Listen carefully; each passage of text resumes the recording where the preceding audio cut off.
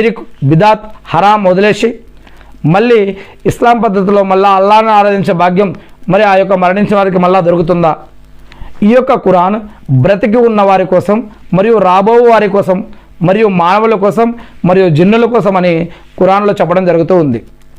మరి ఈ యొక్క మరణించిన వారి కోసం బ్రతికి ఉన్నవారు మాత్రమే దువా చేయగలరు అని, మరియు అల్లా ఇస్తే ఎవరు ఆపలేరు, అల్లా ఆపితే ఎవరు ఇవ్వలేరు.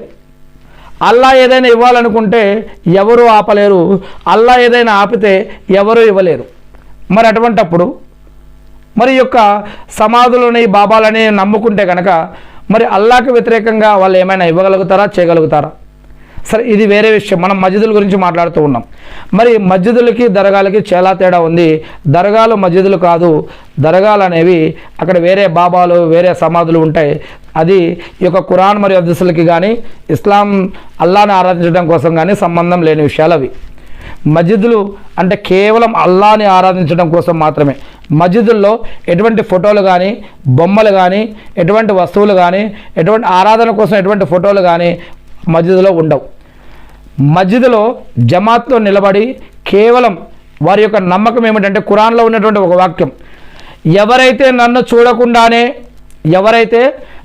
చూడకుండానే నేను ఉన్నాను అని నమ్మి, నేను వారిని సృష్టించాను అని నమ్మి, నేను వారి యొక్క కర్మలకు తీర్పు ఇస్తానని నమ్మి, తీర్పు దినం ప్రళయ దినం జడ్జిమెంట్ డే ఉందని నమ్మి, స్వర్గం నరకం ఉందని నమ్మి,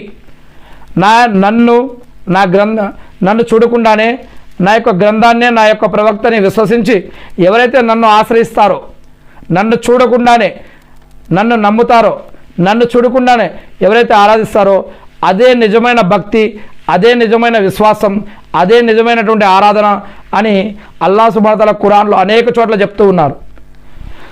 చూడకుండానే అల్లాహ్ని విశ్వసించడాన్ని ఖురాన్ మరియు హదీసుల ఆధారంగా, గ్రంథం మరియు ప్రవక్తల యొక్క ఆధారంగా నిజమైన దైవాన్ని ఆరాధించడాన్ని, సృష్టికర్తను గుర్తించడాన్ని ఇదే నిజమైన ఆరాధన చెప్పడం జరిగింది.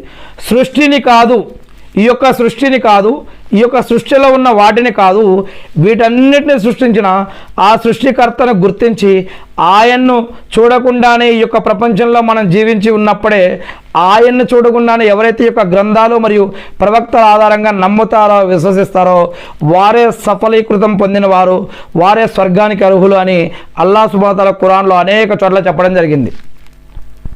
ఇదే నిజమైన నమ్మకం, నిజమైన విశ్వాసం అని చెప్పడం జరిగింది. అందుకే మీరు అల్లాహ్ సుబ్హానహు వ తఆలా చెప్పారు, ఈ యొక్క మస్జిదులలో ఎటువంటి అల్లాహ్ యొక్క నామస్మరణ తప్ప ఇతరుల యొక్క నామస్మరణ